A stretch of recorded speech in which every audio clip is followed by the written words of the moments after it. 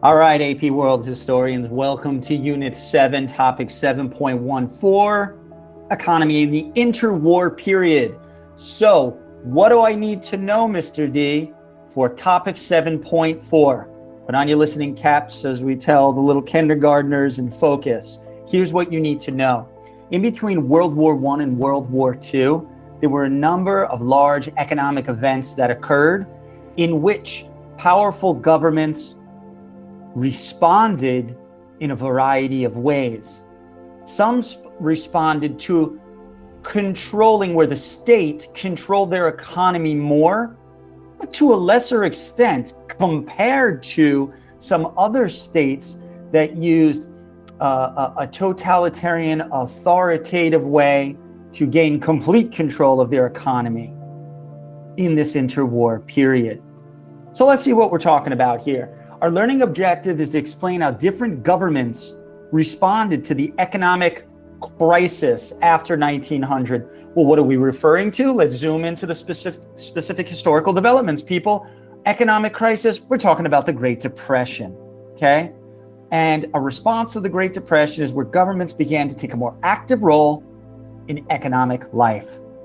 What are some of the examples of those active roles? In America, FDR's New Deal. In Italy and in Germany, the fascist corporatist economy. Governments with strong popular support in Brazil and Mexico. And in the Soviet Union, Stalin's 5-year plans were all reactions to the economic crisis called the Great Depression in the inter period between World War I and World War II.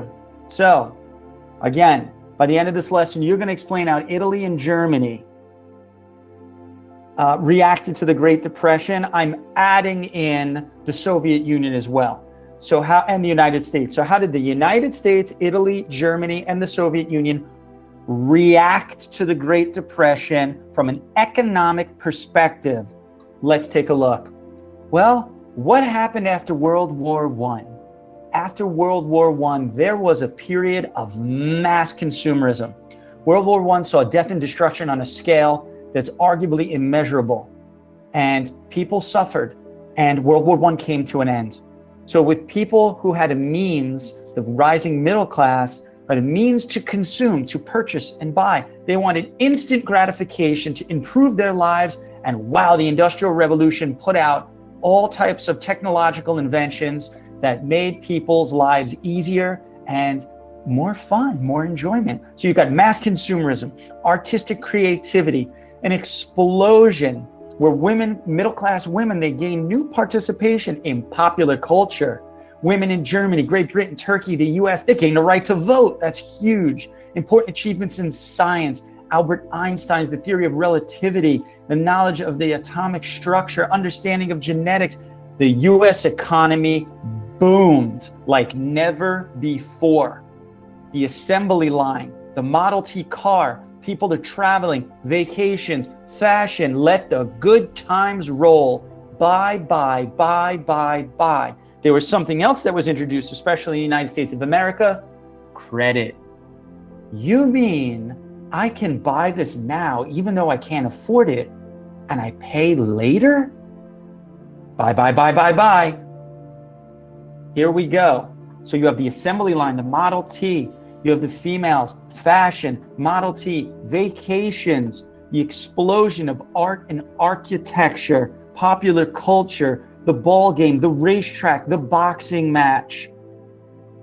You have changes also here. You have flapper girls, art and architecture. At one point in the United States of America with cultural faux pas, in some places illegal, where women could not show their legs.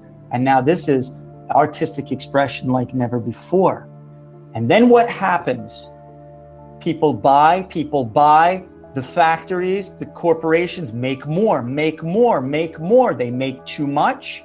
People stop buying. Companies become nervous. You get economic speculation. People pull their money out of the stock market. Small banks that borrow money from larger banks cannot pay back. Small banks foreclose on people who have small loans and housing loans. People go homeless, people lose jobs, big companies shut down, banks shut down, your life savings inside of a bank wiped out, major corporations close, and this spreads all over the world, and you get the Great Depression.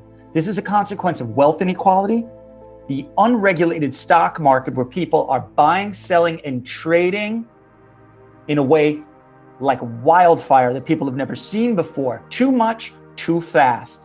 A lack of consumer spending and business investment scared everybody. People pull their money out of the stock market, and that created the scare. It caused unemployment, a contracting economy, gets smaller, social instability, a loss of faith in traditional government, and major responses to economic crises. So now, how do governments around the world respond to this global economic depression? We're on slide 10. So the government responded to the Great Depression in a variety of ways, okay? Following World War I, the onset of Great Depression, governments began to take a more active role. The United States, active role. Italy, Germany, the Soviet Union, the governments decided to control the economy more than before.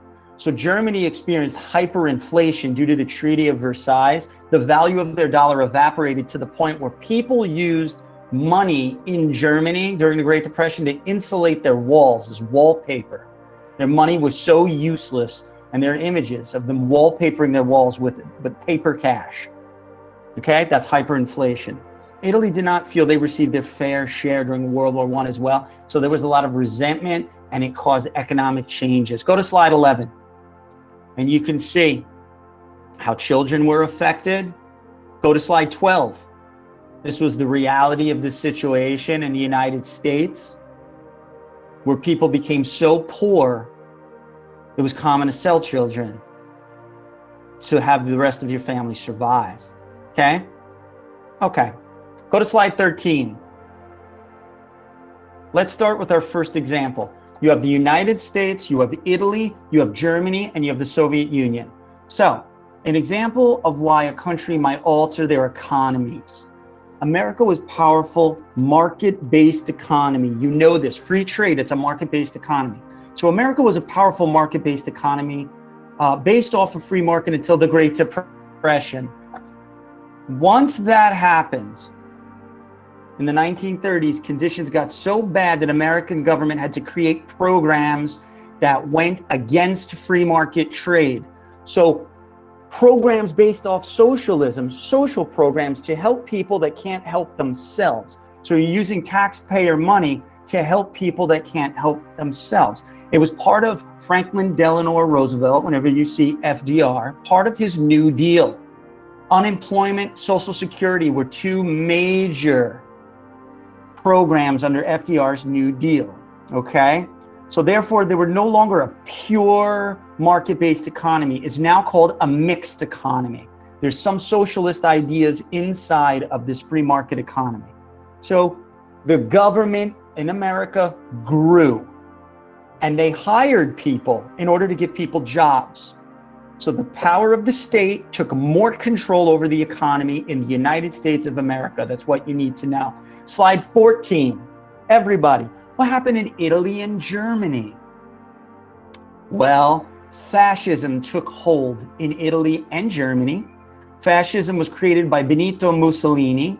Fascism is an ideology that's based on autocratic, totalitarian, total control of the state over every aspect of society, with a fundamental racial aspect involved, racial superiority. So this was created by Benito Mussolini in Italy in the 1920s, a nationalistic totalitarian form of government that places the state over the individual. So they took almost total control. Fascist governments prohibit criticism of the fascist governments they're against criticism in any form of the government, any resistance. So Hitler eventually embraces this philosophy, fascism, and they create a system of control over their economies called corporatist economic policies. Corporatist economic policies. Their influence over their economy is so heavy that all capitalist businesses bow to their every demand. So it's a little different. It's different than America, right? The American government just expanded to offer more socialist programs to help people that couldn't help themselves and give them their jobs. But in Italy and Germany, these totalitarian rulers with threats and heavy influence, they forced all corporations to bow to their every need and desire. So a much higher level of control to a greater extent. And let's look what happened. Slide 15, let's go to the USSR, the Soviet Union. So under communism, they created something called a command economy, okay? So communists had total control over their economic system. An economic activity that's controlled by a central authority and assigns goals and allots raw materials to enterprises rather than by market mechanism. This isn't free trade. This is not competition. The state itself took control of the entire economy. They made goals and they forced people to help achieve those goals at every level of society. Okay? This is total control of the economy. So now what did that look like in the Soviet Union? Go to slide 16. Stalin, the totalitarian leader of the Soviet Union, set up a series of 5-year plans. The first, he wanted to focus on collectivizing agriculture and developing heavy industry. This person, Stalin, wanted to industrialize in a way that no one's ever seen before because he wanted to do it at such a fast pace. You can make an argument that Stalin's 5-year plans caused death and suffering on a scale you can argue that's possibly greater than what Hitler did with the Holocaust, because of the famine that occurred in the Ukraine and at the expense of almost his entire rural population of his country. Millions and millions of people died, okay, to complete and achieve these 5-year plans, in which he was very successful in his first 5-year plan. All right. So now you have the way that the United States increased control to a certain extent by expanding the government and offering some socialist programs to help people that can't help themselves. Italy and Germany increased their control over the economy through corporatist policies, heavier control. And then you have communism, Stalin, his 5-year plans of a total control of a command economy. Okay, people, let's go. Slide 17. Your prompt. LEQ prompt. Develop an argument that evaluates the extent to which one or more states control their economies in this period. This is very straightforward. I hope you feel confident, clear and confident of what you have to do. Now, I understand you would say, well, it says develop an argument that evaluates the extent to which one or more. I only have to mention one. No, it implies you have to mention what we just talked about, okay? More than one. To guarantee the point, mention all 4. Grab a spot to create your theses. You can scroll back to the previous slides to help you. This is one example thesis, okay? So, take a look at how simple this is. The extent to which one or more states control their economies after 1900 varied. You can say that. It doesn't have to be to a great extent or to a lesser extent if you can see many differences, okay? You can say it differed in a variety of ways. You can say it varied. Some of you have that they were different, right? To a great extent. Well, the reason for this is because Italians and Germans utilized corporatist fascism, which put the state above the individual, while the USA increased the size of their federal government under a mixed economy with FDR's New Deal. And the Soviet Union also used the state to control their command economy under communism, implementing Stalin's 5-year plans. This is one way that you would get the point in the rubric. After 1900, some states increased their control over their economies to a lesser extent, while others greatly expanded their influence. So you can say all these governments increased their control, some to a lesser extent, others to a greater extent. Well, the reason for this is because the USA increased the size of their federal government to a lesser extent, using a mixed economy with FDR's New Deal, compared to, I have to say compared to say a lesser extent, because that is the largest grip of control that the government ever had over the economy in America. So you can't say to a lesser extent unless you say compared to these other states that just had totalitarian control, right? So compared to the Italians and Germans who utilized corporatist fascism, the totalitarian state, the Soviet Union implemented complete control over the command economy under communism using Stalin's 5-year plan. Questions? Many of you had this argument. Some of you had the first argument. These two arguments are valid.